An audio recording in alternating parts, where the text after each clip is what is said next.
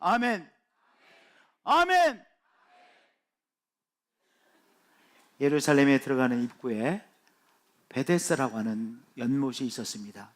소문에 따르면 이 베데스다 연못은 천사가 이렇게 내려와서 물이 동한다라고 하는 소문이 있었습니다. 소문에 따르면 이 물이 동할 때 가장 먼저 들어가는 사람은 어떤 병에 걸렸든지 치료함을 받는다라고 하는 그러한 소문으로 유명했습니다. 그래서 많은 병자들이 이 베데스다 연못가에 모여들었습니다.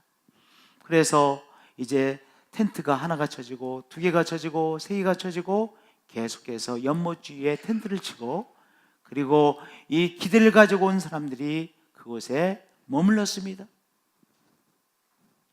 기대를 가지고 이 베데스다 연못가에 왔지만 많은 사람들이 떠나지 못하고 그 베데스다 연못가에 머물러 있었습니다. 한정없이 머물러 있었습니다. 베데스다 연못가는 불편하기 짝이 없는 곳입니다. 왜냐하면 모든 것이 없잖아요. 있는 것이 별로 없잖아요. 없는 곳입니다. 그러니까 생활하기 너무 불편한 곳이죠. 힘든 곳이죠. 또한 분명히 사람들은 많고 하수구 시설도 없고 화장실도 변변치 않았기 때문에 냄새나고, 그리고 불결한 곳이었습니다. 불결하고 냄새나는 베데스다였습니다. 쌀독에서 인신난다고 다 마음도 편하고 육신도 편해야 웃게 되어져요. 좋은 말도 나가요. 그런데 육신도 불편하고 힘들고 짜증나면 나가는 게 뭐밖에 안 나가요? 짜증밖에 안 나가요. 이 베데스다 연못가는요, 늘 사람들이 짜증내고 시기하고 질투하고 시비가 끊이지 않는, 이런저런 정말 시비가 끊이지 않는 그렇게 싸우는 곳이었습니다. 그럼에도 불구하고 사람들이 이 베데스다를 떠나지 못하고 베데스다에 머물러 있는 것입니다. 베데스다에 머물러 갇혀 있는 것이죠. 베데스다에서, 그 불편한 곳에서, 그 냄새나는 곳에서, 그렇게 늘 시시비비로 싸우는 그곳에서 뭉개고 있었습니다. 베데스다에 모여있는 사람만 베데스다에 갇혀있는 것이 아니라 오늘 우리가 갇혀있는 우리의 베데스다는 무엇입니까? 우리 성령님은 우리에게 찾아오셔서 우리가 갇혀있는 베데스다는 무엇인지 깨닫게 하시는 성령님이시죠. 성령의 은총 가운데서, 성령의 빛 가운데서 내가 갇혀있는 베데스다, 냄새나는 베데스다, 정말 나를 너무나도 힘들게 하는 베데스다, 그러함에도 불구하고 내가 떠나지 못하는 베데스다는 무엇인지를 깨닫게 되시는 한 분 한 분들이 되어지실 축복드립니다. 베데스다에 예수님께서 찾아오셨어요. 베데스다에 예수님께서 찾아오셔서 베데스다에 머무르고 있는 사람 중에서 가장 연약한 사람, 나이가 많은 분에게 예수님께서 그 사람을 찾아가셨습니다. 많은 사람들 중에서 가장 나이가 드시고 오랫동안 병으로 고생하는 이 사람을 찾아가셨습니다. 그리고 그분에게 예수님께서 당신이 낫고자 하십니까? 라고 말씀하셨습니다. 내가 낫고자 하느냐? 라고 예수님이 말씀하셨습니다. 질문하신 걸까요? 예수님께서 그 사람에게 당신 낫기를 원하십니까? 질문하신 것이 아닙니다.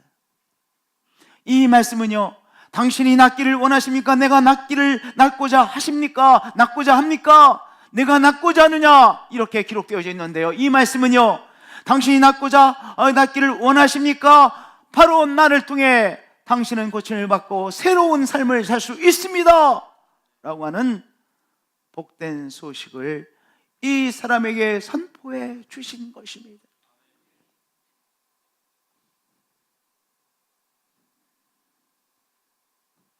이 말씀을 가만히 생각해 보면 어떤 사람도 이 사람에게 말해줄 수 없는 한마디죠. 당신이 낫기를 원하십니까? 바로 나를 통해 당신이 치료를 받고 새 삶을 살 수 있습니다. 어떤 누구도 이 사람에게 해줄 수 없는 한마디입니다. 이 사람을 너무나 사랑하는 가족들, 어떤 가족도 위로의 한마디는 할 수 있습니다. 친절한 한마디는 할 수 있습니다. 아유, 얼마나 고생하세요. 아빠, 얼마나 힘드세요. 이렇게 위로의 한마디, 친절한 한마디는 해줄 수 있지만, 당신 애들 걱정하지 마라, 내가 알아서 할게, 걱정하지 마세요, 이렇게는 말해줄 수 있지만, 당신이 낫기를 원하십니까? 나를 통해 당신이 고침을 받고 새로운 삶을 살 수 있습니다, 이 말씀은 못하잖아요. 적어도 이 사람에게 어떤 의사도 이렇게 이 말을 해줄 수 없었던 것이죠. 어떤 의사도 해줄 수 없는 한마디를 예수님께서 이 사람에게 선포해 주신 것입니다.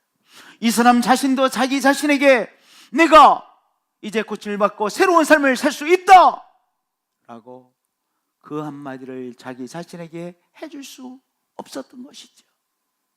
자기 자신도, 자기를 사랑하는 어떤 가족도, 어떤 의사도, 어떤 사람도 해줄 수 없는 한마디를 예수님께서 이 사람에게 해주신 것입니다.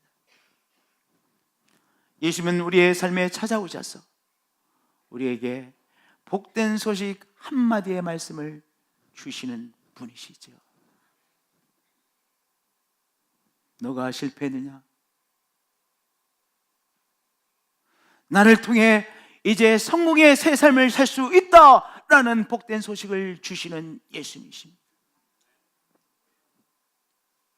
너가 낙담했느냐? 길이 보이지 않느냐? 절망스러우냐? 그래, 나를 통해 이제 새로운 길이 열릴 것이다. 나를 통해 새로운 삶을 살게 될 것이다. 행복의 삶을 살 수 있을 것이다 라고 하는 예수 그리스도의 한 말씀을 듣게 되어지는 것이죠.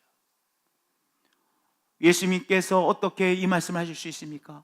창조자의 권세를 가지고 계시기에 창조자의 권세로 우리에게 회복의 한 말씀을 던져주시는 것이죠. 말씀으로 세상을 창조하신 창조자의 권세로 실패한 인생에 찾아오셔서 바로 나를 통해 너의 삶이 성공을 향하여 나아갈 수 있다, 성공의 삶이 되어질 수 있다, 새 삶을 살 수 있다, 우리에게 한 말씀을 주시는 예수님이십니다.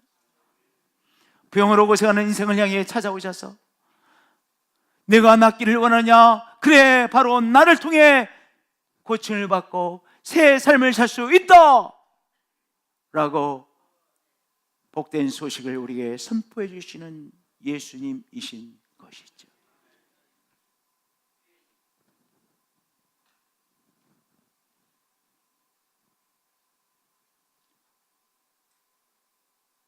독일 드레스덴에서 선교하시는 박영철 선교사님 계시죠? 그분의 형님 이름이 박영수인데 직업 군인이세요. 오랫동안 군인으로서 근무를 하고 계시대요. 건강하시고 나름대로 내가 사회생활을 잘하고 있고 군인으로서 내가 잘 생활하고 있다라고 생각하고 살아왔겠죠. 예수님 안 믿고요. 동생은 선교사요, 또 목사이지만 이 사람은 전혀 신앙생활을 해보지 않은 사람입니다. 어느 날 쓰러졌는데 이제 진찰을 받고 나온 결과가 악성 뇌종양이라고 하는 그런 진단이 나왔습니다. 한마디로 하면 뇌암인 거죠. 네, 뇌암이죠. 악성 뇌종양이라고 하는 결과가 나왔습니다. 그래서 동생이 와서 복음을 전하고 또 동생 친구 목회자들이 찾아와서 형님 그의 손을 붙잡고 말씀을 전해주고 기도해주고 그 이름이 박영수라는 분인데요, 간증을 했고 그 간증을 이렇게 올려주었더라고요. 근데 그 간증이 저한테 굉장히 감동이 되어졌습니다. 평생을 예수님을 믿지 않고 살던 사람이 어느 날 쓰러져서 이제 졸지에 악성뇌 종양이라고 하는 가장 정말 극심한 판정을 받고 누워 계십니다. 그런데 그 자기 동생을 통해서, 또한 동생의 친구 목회자를 통해서 우리 예수님께서 그 사람에게 찾아오셔서, 박영수야, 내가 낫기를 원하냐? 그래, 나를 통해 너가 고침을 받고 새로운 삶을 시작할 수 있다. 그 한 말씀을 그 인생이 새롭게 듣게 되는 것이죠. 누구도 줄 수 없는 한 말씀이죠. 그 자신도, 또한 엄마도 그렇게 마다리라고 극진하게 사랑하고 자기를 위해서 모든 삶을 바쳐주는 엄마도 줄 수 없는 한 말씀입니다. 내가 낫기를 원하느냐? 그래, 바로 나를 통해 너는 고침을 받고 새로운 삶을 살 수 있다. 예수님께서 뇌종양에 걸려 이제 내일을 기약할 수 없는 인생에 찾아오셔서 그 한 말씀을 던져주신 것입니다. 오늘 병원으로 고생하고 계십니까? 아무리 병원을 가도 똑같은 증상으로 오늘 고통받고 계십니까? 오늘 예수님께서 찾아오셔서 내가 낫기를 원하냐? 그래, 바로 나를 통해 내가 고침을 받고 새 삶을 살 수 있다 하시는 예수 그리스도의 창조자의 권세의 이 한 말씀을 받으시는 한 분 한 분들이 되어주시 축복드립니다. 창조자의 권세로 우리에게 말씀해 주시는 것이죠. 실패했느냐? 너의 삶이 새로워지기를 원하느냐? 그래, 바로 나를 통해 이제 성공된 삶을 살 수 있다 하시는 창조자의 권세로 말씀하시는 예수 그리스도의 한 말씀이신 것입니다. 과거에도 불행했고 지금도 불행하다고 생각하느냐? 불행한 인생이냐? 너가 행복한 인생이 되길 원하느냐? 그래, 바로 나를 통해 너의 인생이 불행의 인생에서 행복의 인생으로 바뀔 수 있다. 바뀌느니라. 그리고 새로운 삶을 살게 되느니라. 예수님께서 창조자의 권세로 우리에게 말씀해 주시는 것이죠. 예수님만이 주실 수 있는 그 한 말씀을 아멘으로 받으시는 성도들 되어지시길 축복드립니다. 아멘으로 받는 것이죠. 그렇게 예수님을 못 믿던 그 사람이요, 그분이 예수님을 믿게 되셨어요. 이제 어린아이처럼 그렇게 예수님을 부르는 사람으로 변화되어졌습니다. 우리 성도님들께 손을 들고 우리 찬송하잖아요.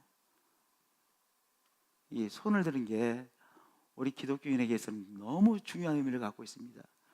손은요, 우리 주님 앞에 항복하지 못하면 않으면 손이 올라가지가 않습니다. 그러니까 항복한 사람이 하나님 앞에 항복한 사람이 두 손을 올릴 수 있는 거예요. 그러니까 정말로 예수님 앞에 내가 항복해야 두 손 올릴 수 있는 거예요. 두 손 올린다는 것은 항복하는 두 손이요, 그 다음에 단계가 항복해야 우리를 향해 내미시는 하나님의 은총의 손길, 능력의 손길을 붙잡는 믿음의 두 손이 되는 거예요.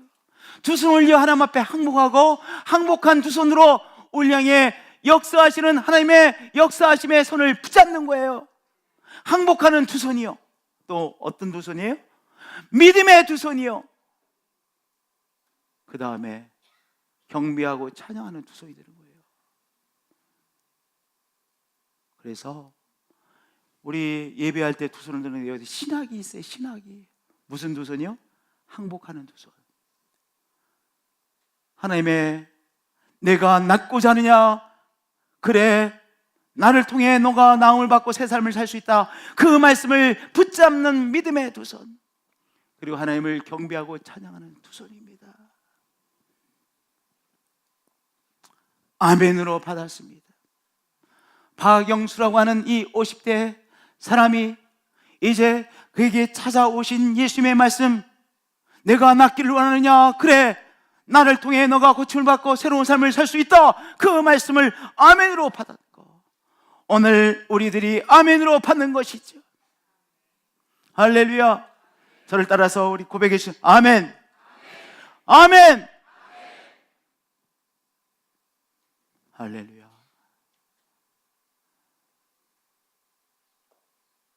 우리가 갑자기 질문을 받으면, 예상하지 못했던 질문을 받으면 그때 우리의 본심이 드러날 때가 많습니다.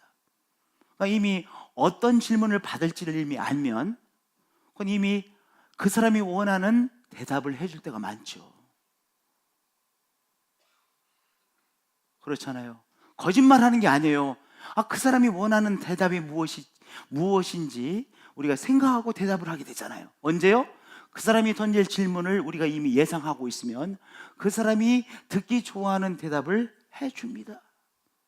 그런데 전혀 예상하지 못했던 질문을 갑자기 받으면 그때 우리 속에 여기까지 차있던 우리의 생각이 탁 튀어나오는 거예요.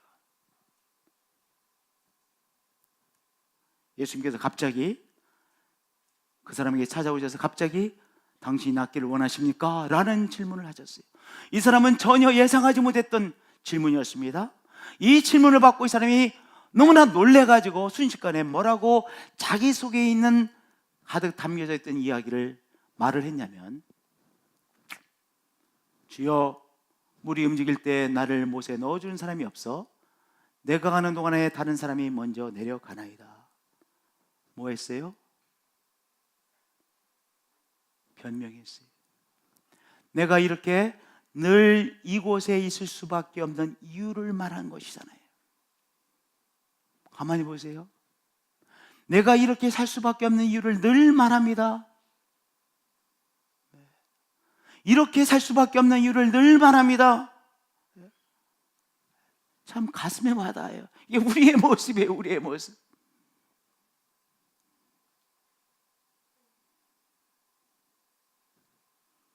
전원 때문에, 남편 때문에, 아내 때문에, 선생님이 그때 나한테 너무 심한 한마디를 상처받아서, 다 이유가 있어요. 이 사람도요, 자기가 베데스다를 떠나지 못하는 이유를 말하죠. 가만히 생각해 보세요. 근데 이 이유를 보면 볼수록 이 사람이 베데스다에 남아있을 이유가 있습니까? 없습니까? 베데스다에 남아있을 이유가 없는 사람. 왜냐하면요, 이 사람은 연로하시고 그리고 너무나도 힘이 없기 때문에, 연약하기 때문에 천사가 내려와서 막 물이 동할 때 거기 자기의 힘으로 가장 먼저 들어갈 수 있겠습니까? 없겠습니까? 없습니다. 그렇잖아요. 이 사람은 거의 꼴찌로 도착할 수밖에 없는 사람입니다. 그러니까 자기 힘으로 도저히 가장 먼저 들어갈 수 있는 가능성이 없어요.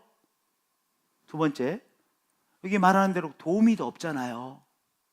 도우미가 이 정도의 사람이면 두세 사람은 있어야 그래도 한번 경쟁을 해볼 가능성이 있는데, 이 사람은 도우미도 없으니까 물이 진동할 때 가장 먼저 들어갈 가능성이 전혀 없습니다. 그러면 이 사람은 베데스다에 남아있을 이유가 있는 사람입니까? 없는 사람입니까? 없는 사람이죠.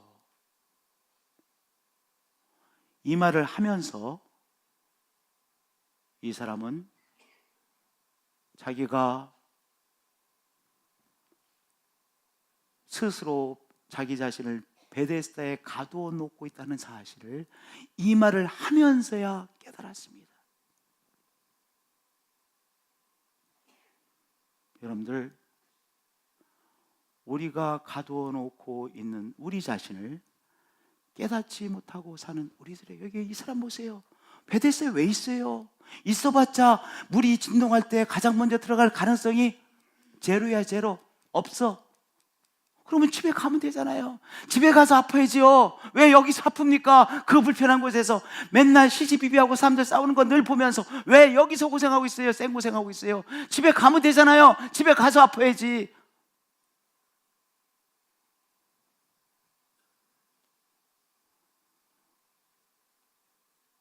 이 사람뿐만 아니라 우리 자신도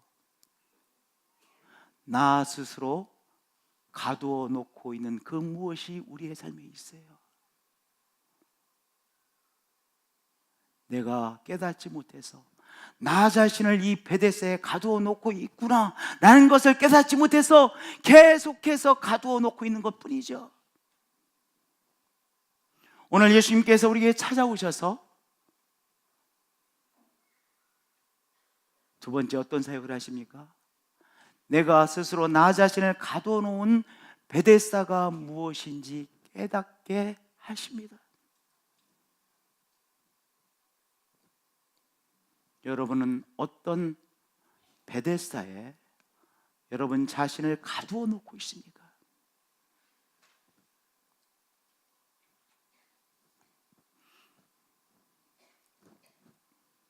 제가 어느 날 깜짝 놀랐어요. 왜냐하면 어떤 성도님이 나보고 목사님 왜 저를 안 쳐다보세요 이러시는 거예요. 근데 그분은 섭섭해서 목사님이 계속 나를 쳐다보았음에도 불구하고 목사님 내가 그 분을 안 쳐다봐주고 인사를 안 하니까 그분이 나에게 그렇게 이제 참다가 오늘은 도저히 안 되겠다 싶어서 그분이 목사님 왜 저 안 쳐다보세요? 라고 말씀하신 것이죠. 근데 저는 그때까지도 제가 이렇게 있어도 사람들을 제대로 안 쳐다보고 있다는 것을 몰랐어요. 그래서 내가 그 다음부터 자꾸 생각을 하는 거예요. 그분이 말씀하신 게 생각이 나서 가만히 보니까 내가 보긴 봐. 근데 건성으로 봐. 보긴 봐. 있어, 이렇게 있어. 근데 건성으로 봐. 제대로 봐야 되는구나. 제대로 보려면 내가 힘을 빼고 신봉수 권사님, 신봉수 권사님 힘을 드신다는 게 아니에요. 그냥 내가 권사님 너무 친하니까 송 집사님, 박 집사님 힘을 빼고 권현남 집사님 힘을 빼고 힘을 빼야 내 눈이 제대로 보는구나 깨달았어요. 제 눈이에요, 제 눈. 평생을 내가 이 눈 가지고 살았어요. 근데 안 봐. 건성으로 봐.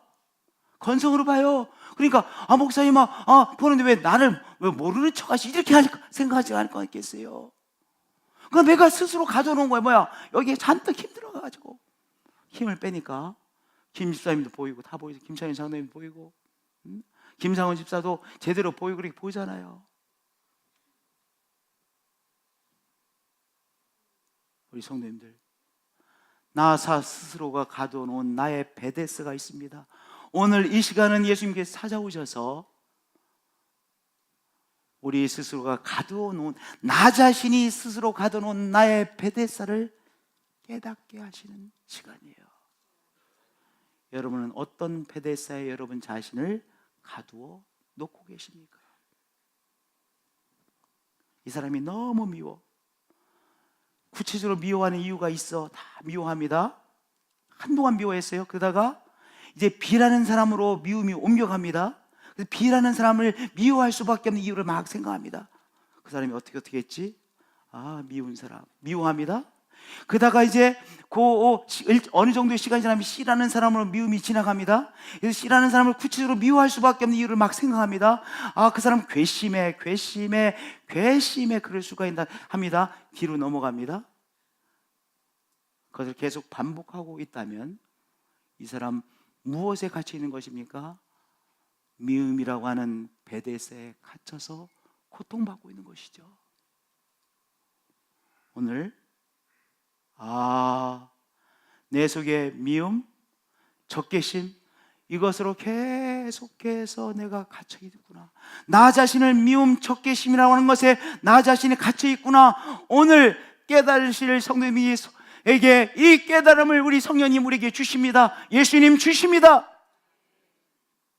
정말 적개심이라는 거 힘든 것이잖아요. 그렇게 인조위협을 한 것이 아니에요. 그런데 그것을 인조위하고 있어요. 인조위하는 것이 아니죠. 그 썩은 내나는 것 속에서 뭉개고 있는 것이죠. 이 미움 적개심으로 나 자신을 가둬놓고 있구나. 주님, 제가 여기서 나가기를 원합니다. 고백하는 것이죠. 늘 걱정이에요, 걱정. 늘 걱정이야. 걱정하는 거 어렵잖아요. 늘 걱정이에요, 연속이야. 오늘 예수님 찾아오셔서 내가 이 예수님을 정말로 믿지 못해서, 하나님 아버지의 공급하심을 믿지 못해서, 그분의 선한 손길 안에 있다는 것을 믿지 못하고 늘 걱정과 염려에 사로잡혀 사는구나. 걱정과 염려에 뭐예요? 사로잡혀 사는구나. 그 염려와 걱정이라고 하는 베데스다에 사로잡혀 살고 있구나. 내가 이제 주 예수 그리스도를 바라보며 떠나야 되겠구나 결단하는 것이죠. 누가 걱정과 두려움에 사로잡아 놨어요? 내 스스로가. 나쁜 습관도 마찬가지예요. 나쁜 습관 또는 중독.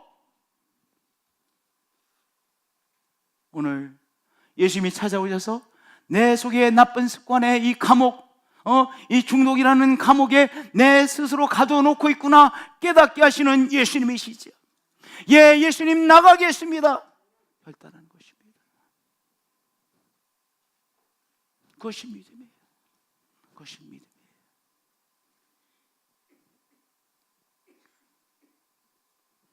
여러분들, 감사합니다. 그 말하면 얼마나 좋습니까? 감사합니다. 너무 귀합니다.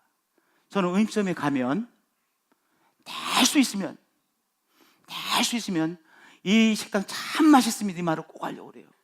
말하면 좋잖아요. 기분이 좋잖아요.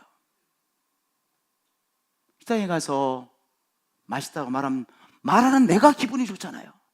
듣는 사람도 기분이 좋지 않겠습니까? 기분 좋으니까 더 나한테 웃으며 응답할 것이고 맛있는 거 하나를 더 주지 않겠습니까? 다음에 가면. 그렇잖아요. 내가 근데 감사하지 하다는 말을 하기가 너무 어려운 사람, 감사하지 한다는 말을 못하는 것에 갇혀 있는 거예요. 그렇잖아요. 사랑한다라고 말하고 너무 귀한 사람이라고 말하는 거 얼마나 귀합니까? 근데 왜 말을 못합니까? 갇혀서 말 못하는 거예요.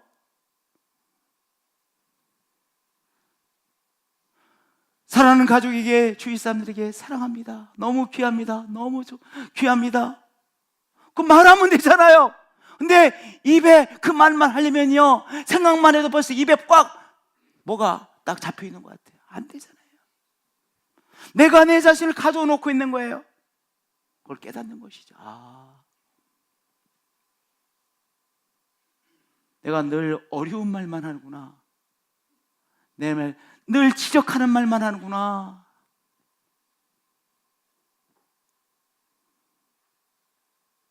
내가 지적하는 말로, 짜증내는 말로 다른 사람을 어렵게 하는구나.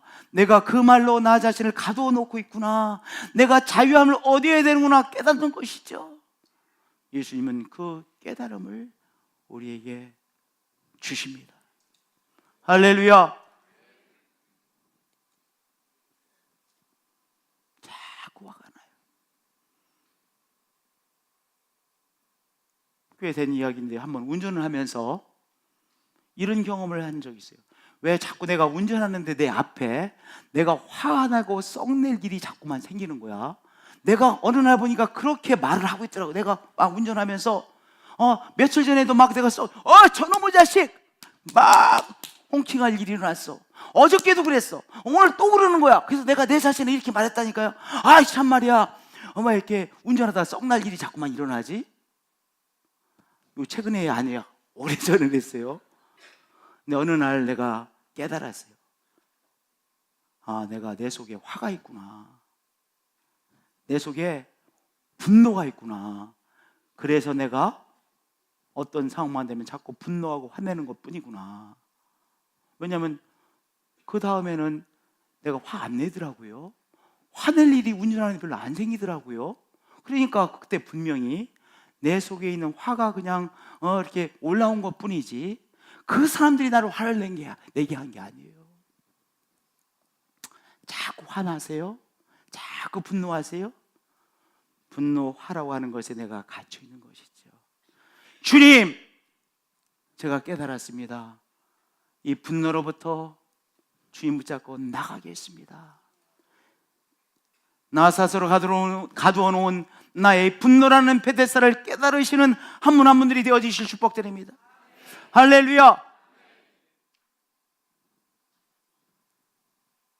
여러분들, 예수님께서 이 사람에게 찾아오셔서 그 다음 한 말씀, 예수님 두 말씀 하셨어요. 그 다음은요, 일어나 내 자리를 들고 걸어가라 말씀하셨습니다. 예수님의 요 한 말씀, 내가 낫기를 원하냐? 그래, 바로 나를 통해 너가 치료를 받고 새 삶을 살 수 있다. 예수님이 말씀해 주셨죠. 이 말씀을 통해서 이 사람의 마음속에 새 삶에 대한 열정이 일어나기 시작했습니다. 그래, 내가 새 삶을 살 수 있다는 열정, 믿음이 일어났습니다.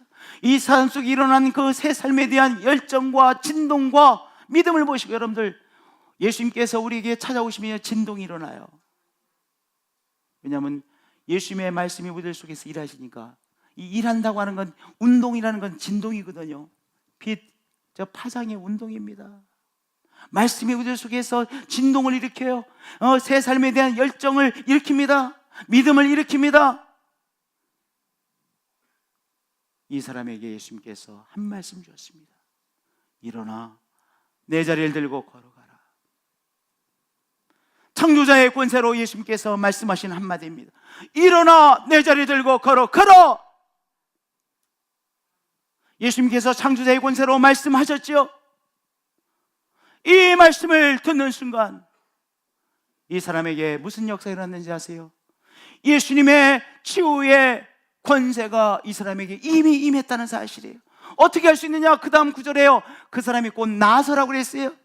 이 말씀을 정말 믿으셔야 돼요. 이 사람은 베데스다지 이 연못가에 누워 있습니다. 그런데 예수 그리스도의 치유의 능력, 권세는 이 사람에게 이미 임했습니다. 예수 그리스도의 회복의 역사는 이 사람에게 이미 임했습니다.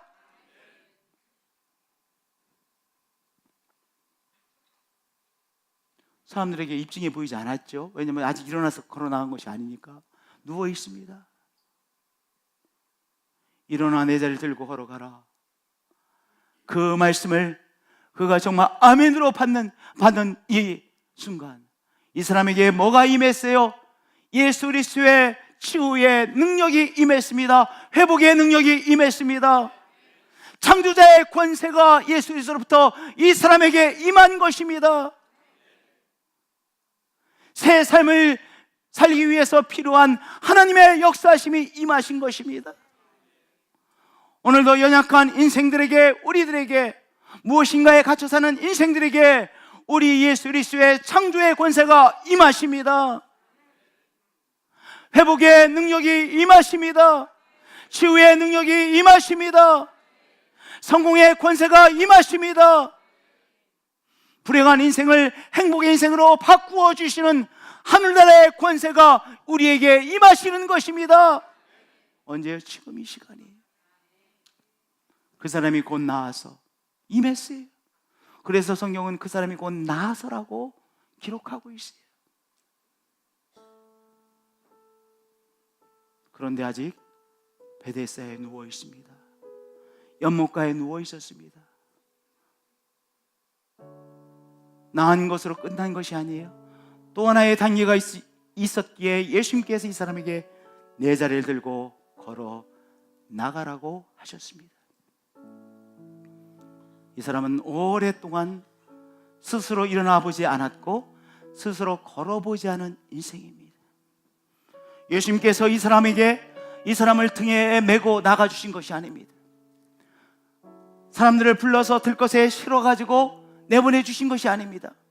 예수님께서 옆에 서셔서 이렇게만 한 말씀을 주셨습니다.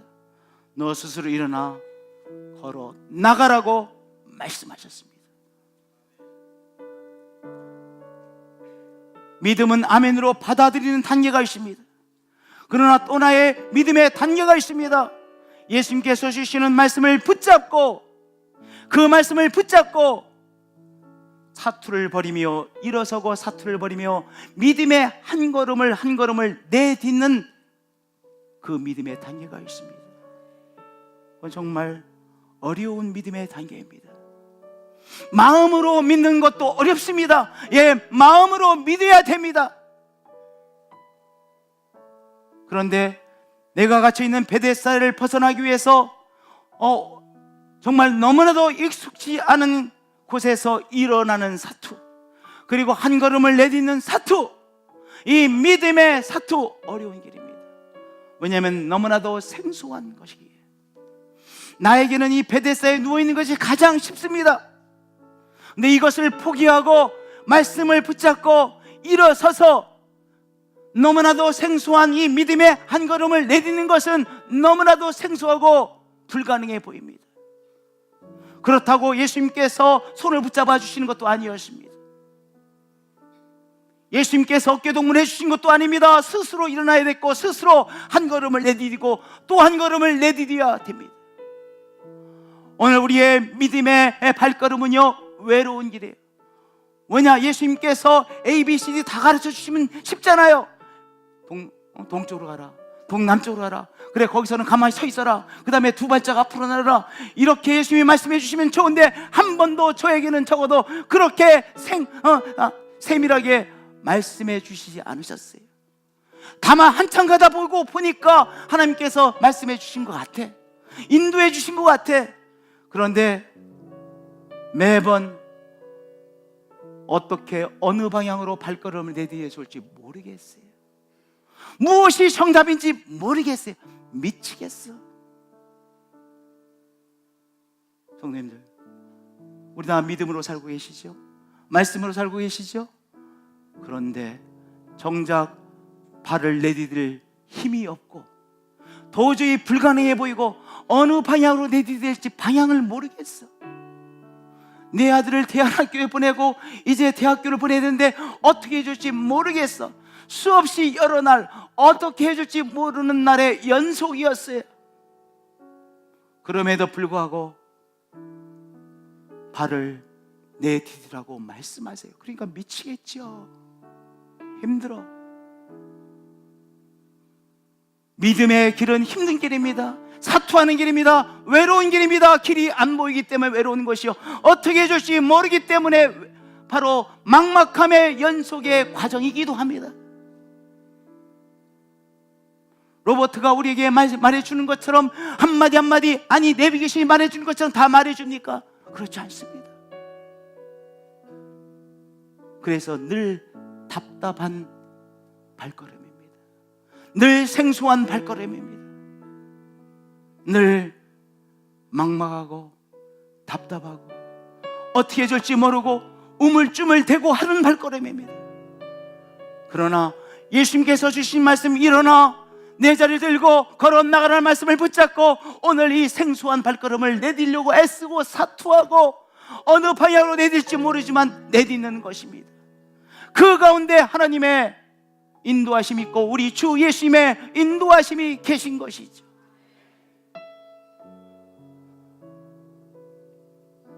조금 전에 말씀해 주시면 더 편했을 텐데 왜 조금 전에 말씀해 주시지 않는지, 그게 믿음의 길이기 때문에 그런 것이죠. 일어나 내 자리를 들고 걸어 나가라. 이 말씀에 따라 이 사람이 너무나도 생소한 막막한 답답한 그 가운데서 발을 들고 한 걸음 한 걸음 내디뎌 베데스다를 벗어나는, 뚫고 나가는 귀한 역사가 일어났습니다. 드디어 베데스다를 뚫고 나가는 역사가 이 한 인생에게 일어났습니다. 이 은총이 우리 한 분 한 분들에게 오늘 일어나고 있습니다. 우리 가정에 일어나고 있습니다. 우리 교회에게 일어나고 있습니다. 이 나라에 일어나고 있습니다. 이 한반도에 일어나고 있습니다. 우리 다음 세대에게도 우리가 남북한 이렇게 대치되어 으르렁거리고 이렇게 살 수 없잖아요. 이제 우리의 다음 세대는 이 남북한이 하나 되어 함께 춤을 추는 그 세대를 물려줘야 되지 않겠어요? 우리가 저 평양 땅에서 사랑의 불꽃 잔치를 해야 되지 않겠어요? 우리의 젊은이들이 저 만주벌판을 바라보고 나가는 새 세대를 열어줘야 되지 않겠어요? 꿈없이 살아가고 있는 이 젊은이들에게, 우리 청소년들에게, 우리 초등학생들에게 우리가 이 유라시아의 대륙을 품고 있는 귀한 한반도의 힘을 우리가 드러내야 줘야 되지 않겠습니까?